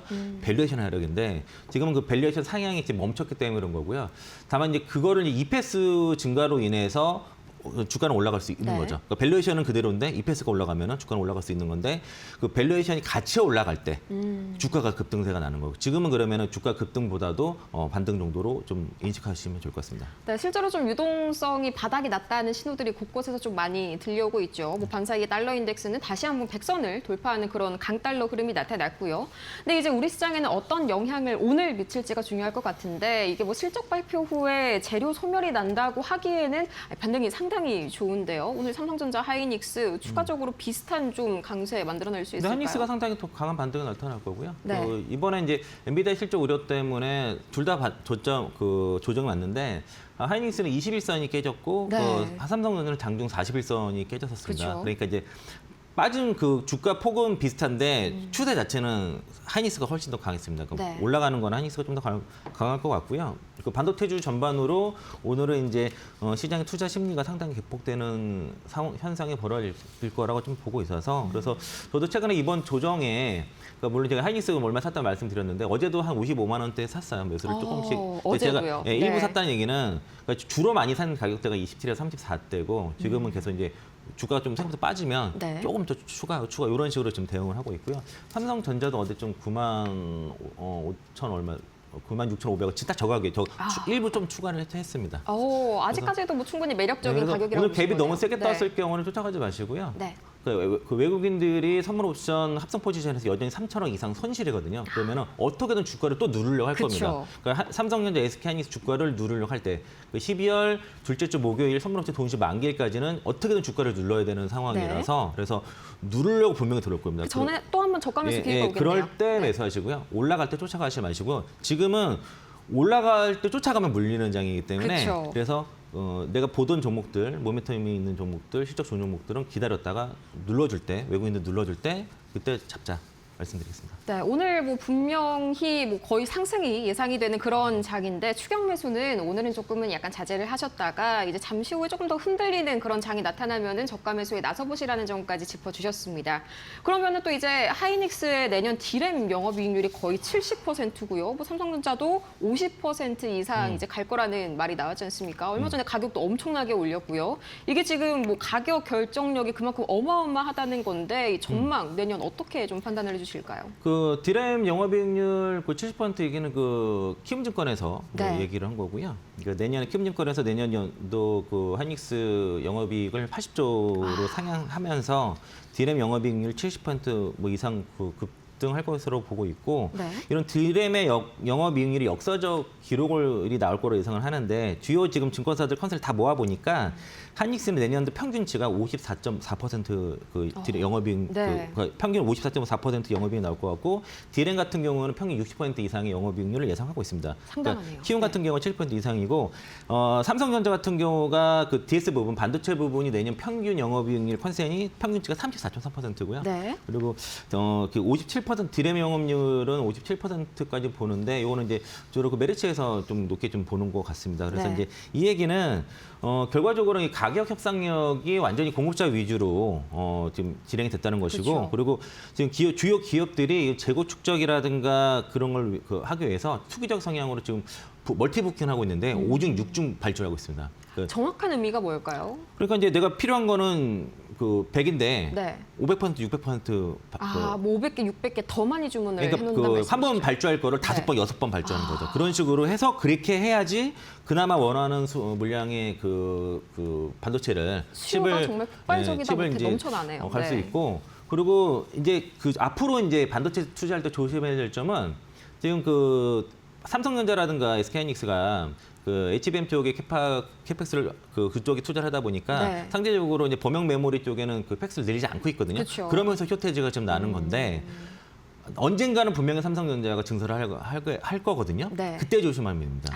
그러니까 이제 삼성전자 증설력이 나오면 그때가 시점인가요? 그때부터 반도체 조심하셔야 돼요. 네. 지금은 아직은 아니다. 그러니까 삼성전자가 증설만 하지 않으면 반도체는 아직은 더 갈 수 있다라고 볼 수 있겠습니다. 네, 그러면 이제 이어서 현재 뭐 엔비디아의 컨퍼런스 콜이 7시부터 우리 시각으로 진행이 된 지 한 20분 정도 흘렀는데 관련해가지고 뭐 삼성이랑 로봇 관련 협력 이야기가 좀 나올지 여기에 대한 기대감도 상당하거든요. 이 로봇주들 앞으로도 좀 긍정적으로 봐도 괜찮을까요? 그저께 이제 그 장 끝나고서 이제 소식이 나왔죠. 그 삼성전자 엔비디아가 네. AI 휴머노이드 공동 개발을 공식화를 했고 국내 뭐 로봇 산업, 특히 이제 AI와 그 부품 기술주 쪽에는 관련 종목들이 어제 좀 간만에 또 최근에 조정받다가 다시 또 네. 강한 반등세가 나타났는데, 그러니까 두 기업의 협력이란 거는 단순하게 로봇 개발을 넘어서 그 피지컬 AI, 그러니까 시대가 본격적으로 도래를 했다, 그쵸. 시작이 됐다는 것을 알리는 그런 이제 의미를 갖고 있겠고요.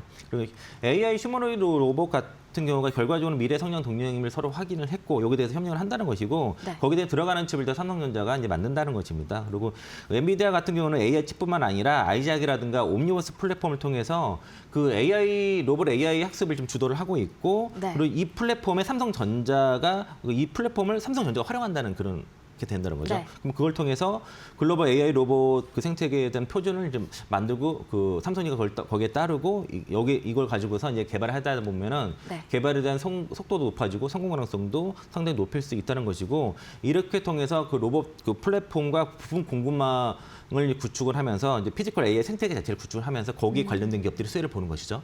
그리고 이제 요게는 투자라든 관련 M&A도 기대감도 여전히 있는데 그 레인보우 로보틱스가 밸류에이션이 높은데 불구하고 주가가 강한 이유도 네. 향후에 이제 그 삼성 로보틱스를 바꿀 거지 않습니까? 그렇죠. 그리고 그래서 이제 만약에 투자 관점에서는 단기적으로 어저께 이게 재료를 반영해서 반등이 나왔기 때문에 쫓아가기는 어렵겠지만은 비싸더라도 그 레인보우 로보틱스를 볼 수밖에 없습니다.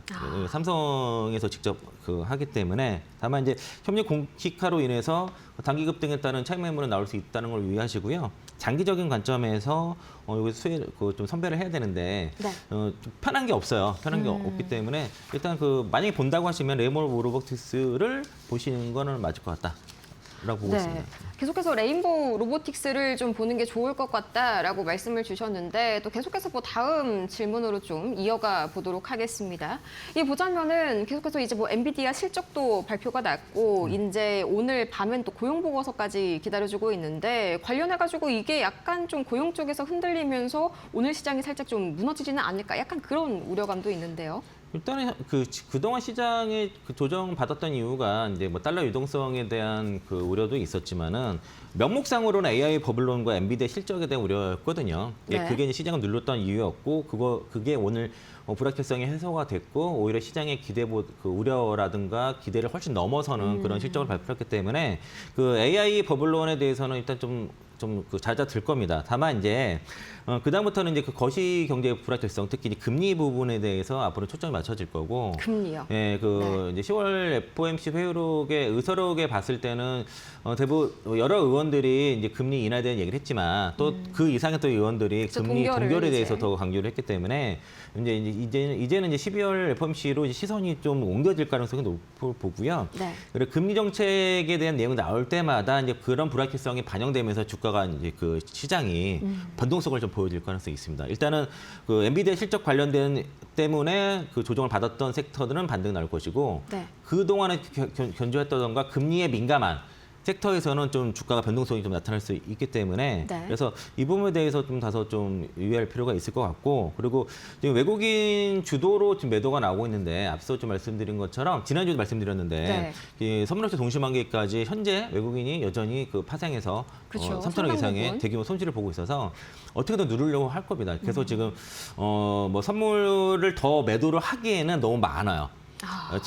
6조가 좀 넘는 매도 포지션을 갖고 아직도 있어서 상당한 그래서 이제 물량인데. 현물 가지고 매도를 하거든요. 어제 1조 2천억 정도 매도를 한 것처럼 그래서 이제 이 부분 그러니까 어저께 보니까 종가 보니까 2,726억 정도 손실이네요. 그러니까 네. 이제 이게 대략 그러면 한 3,900 전후가 아마 BEP가 맞춰질 겁니다. 그러니까 계속 눌렀다가 계속 물타기 계속 하니까. 네. 그러면은 3,800 후반 아니면 3,900 요 안에서 이게 점점 그 BEP 정도 맞춰지는 선에서부터는 그게 저점이라고 생각하니까 그러니까 지금 공격적으로 투자하기보다도 좀 보수적으로 이제 눌렸을 때 매수하는 관점에서 말씀드리겠고 현재 시장은 네. 상승 후에 그 매물 소화 구간입니다. 그러니까 네. 단기적 하락이 과도한 측면에서는 겁먹을 필요는 없지만은 지금부터는 엔비디아 실적 발표했으니까 악재보다도 좀 그 실적이라든가 이런 수급부터 민감하게 반응할 것으로 보고 있습니다.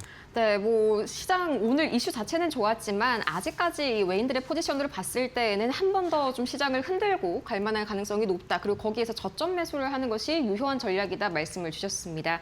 이렇게 해서 오늘 명쾌하게 저희 이창환 이사와 함께 엔비디아 실적부터 오늘 우리 시장 분석까지 이어나갔습니다. 좋은 말씀 고맙습니다. 고맙습니다.